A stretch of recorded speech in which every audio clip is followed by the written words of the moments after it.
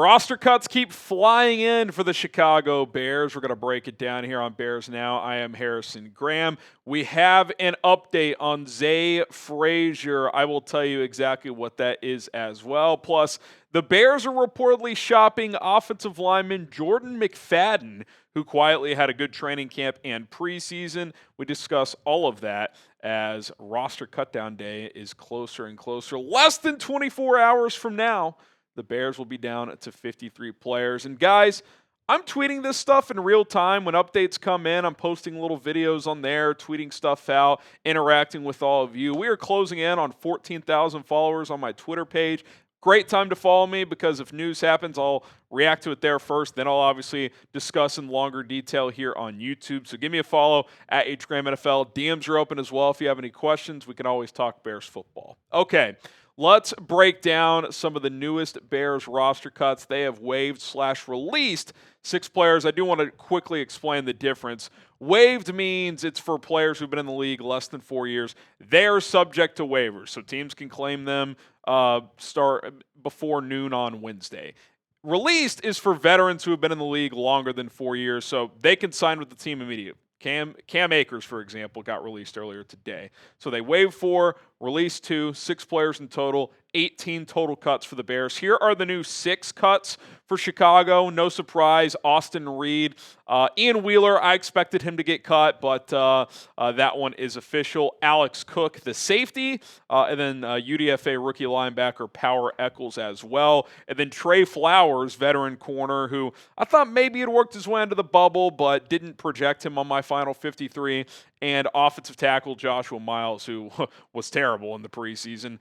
They were released. They are not subject to waivers and can sign with other teams. Keep an eye on Flowers. I wouldn't be shocked if the Bears brought him back to the practice squad if he doesn't find a spot on a team's 53-man roster, but he has been released. Here are the 12 other guys that had already been cut. We have discussed Samori Toure, Royce Freeman, Chris Glaser, Kaleb Hayes, Mark Perry, and Mekhi Garner, along with Millard Bradford, Xavier Carlton, Jeremiah Walker, Swayze Bozeman, Thomas Gordon, and Joel Wilson. Aaron Wilson had the note that Joel Wilson, the Bears are hoping to get him back on the practice squad. So 18 cuts so far, 16 who are subject to waivers. The 3 following players are on season-ending IR: Terrell Smith, Sean Wade, and Deion Hankins. So there's an update on those 21 players. And now we get to Zah Frazier. The 5th-round pick out of UTSA has not practiced at all during training camp. It's been hush-hush, a personal issue.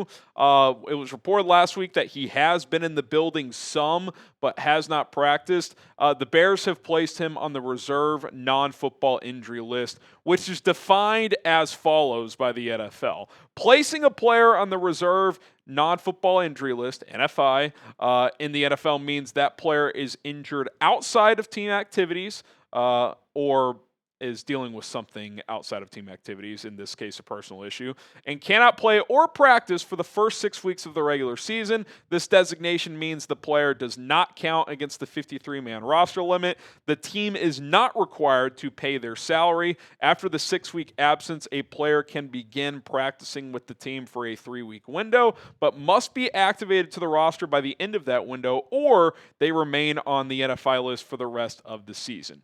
My guess is it's 50-50 at best he plays this year. In fact, I'd say it's probably more than 50-50 chance he's out all year, and this is kind of just a redshirt year. I've been told some things off the record that aren't damning for the player or the person by any means, but that there's just stuff going on that I would say there's a decent chance he doesn't play this year. Now, doesn't mean that couldn't change. I think it's a somewhat fluid situation, but clearly he was not going to be able to help the Bears in the short term. So this is the right move. Put him on NFI, give him more time to deal with his personal situation, and then if he's in a good spot after the first 6 weeks, then okay, ramp him up, let him practice for 3 weeks, and if they think he can help them, you activate him. If not, he stays on NFI, and this is kind of a redshirt year for Zah Frazier. So we'll see how it goes. I'm hoping it works out because I think he does have a skill set that has potential in this Dennis Allen press man scheme defense,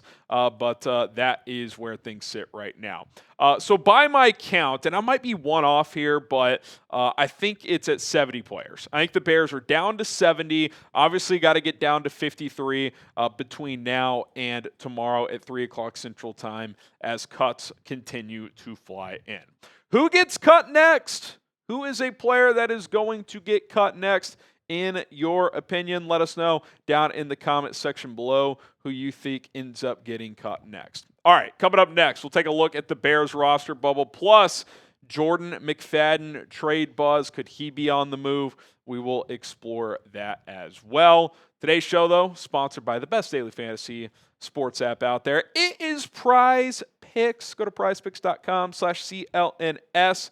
Use our code CLNS to get an additional $50 in the lineups once you play your first $5 lineup. Football is back as the opening weekend of college football is here. The big boys will be playing pretty soon here as well, less than 2 weeks away on that front. It's very easy to play Prize Picks as you pick more or less on stat projections on 2 to 6 player lineups. If you get your lineup right, you can win up to 2,000 times your money.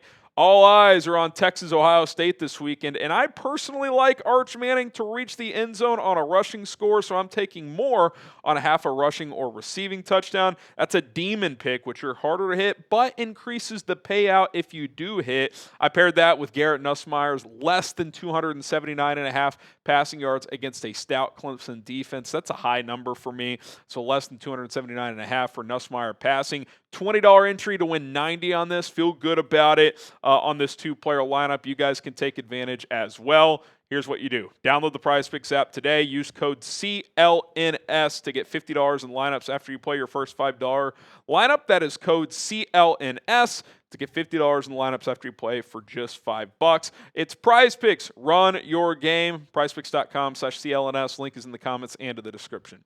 All right, let's get into some roster bubble talk now as we're getting closer and closer. Some decisions have to be made here. There haven't been a lot of tough ones yet. I mean, the Zah Frazier one, they had to navigate that, but we haven't really entered too deeply on the bubble as of yet. I've got kind of an expanded bubble. Obviously, some of these guys in the Bears' minds are probably locks. Some of these guys probably have no shot of making the team, but just kind of a wide range. 16 players here. Roschon Johnson, Travis Homer, Britton Brown. I would guess 1 or 2 of those guys make the team at running back. Jade Walker, Devin Duvernay, Tyler Scott, Miles Boykin. Again, probably looking at 2 of those 4. Stephen Carlson, if they keep a 4th tight end, he'll get the nod. If not, he'll get cut. You got Karan Amagaji. That's a name to watch. Jordan McFadden, more on him in a minute. Is there a world where they just keep him? Do they end up having to cut him? Dominique Robinson, Daniel Hardy, Tano Passanio. I cut Dominique Robinson on my final projection. Go check out the video by subscribing and go into the content tab. And then the 3 defensive tackles we've discussed, Chris Williams, Zach Pickens, Jonathan Ford. Maybe you keep one of those 3, so we'll see which one it ends up being. Now, Jeremy Fowler, as we get to Jordan McFadden now, had the report that the Bears are exploring trade options for Jordan McFadden per source. He played 124 snaps the last 2 preseason games and held up well. He quietly had a good camp in preseason to the point where I personally would consider keeping him if I'm being completely honest. If you can get a draft pick, though, or even a pick swap, though, that would be a bonus also because if you kept him, he'd probably be your last offensive lineman. But at guard, he looks pretty stout at left guard. I mean, he graded out really well and played the most snaps of any offensive lineman in the preseason. 80 overall grade, basically. Pass block was really good. Run block was good as well. I think he only gave up a couple pressures and over 100 pass pro snaps in the preseason. So I thought that was pretty good. Now he's playing with the 3s a lot, so he's not playing with the starters or anything. But to me, I thought he'd be a decent swing guard option. Now Luke Newman kind of taking that job, and Ryan Bates staying healthy kind of makes a guy like McFadden expendable. And unlike Bates and Newman, who's not there yet, but ideally will have center flex, McFadden does not. He's just a guard, so that does kind of hurt your value. When you're a backup lineman, you either have to be really good at your position or you got to have positional flex. He could play tackle, but they already have so many tackles that that doesn't really help the Bears out. But we've seen these offensive lineman trades the last couple of days. Darian Kennard went for a 6th to Green Bay. Fred Johnson for a 7th to Philadelphia. So I think there's a world where you could get something for Jordan McFadden. He does have some playing experience in the NFL as well. These were the 10 that I projected. Your starters on the left side: Braxton Jones, Joe Thuney, Drew Dahlman, Jonah Jackson, Darnell Wright. Ozzie Trapillo, Ryan Bates, Luke Newman all feel like locks at this point. I think Theo Benedict is as well, and I did keep Karan Amagaji. If you were basing it just on like who deserves it, you would probably give McFadden the nod over Amagaji, but they took Amagaji in the 3rd round. He still has big upside as a tackle, even if the chances of him getting there aren't super great. McFadden, at his best, is probably like a good backup guard, so I certainly understand why they would choose to go this route and potentially try to trade him. You could see one of those classic late-round pick swaps here where you send McFadden in a 7th to a team for a 6th. You see a lot of those trades this time of year, so keep an eye on that if it does happen. We, of course, will break it down here on Chicago Bears Now, but he has had a good camp in preseason. If they don't trade him, I would guess they cut him. I don't think they're leaking this story to the media if they had plans for him on the 53. All right, name a player that the Bears should trade for. They could trade away Jordan McFadden. Who's a player they could trade for? And who knows? Maybe they do a player-for-player trade where they swap McFadden for like a team with an extra running back or something like that, or an extra edge rusher at a position the Bears need to add. Could certainly see that being a possibility as well. If you want to check out my roster projection, put it out a few hours ago.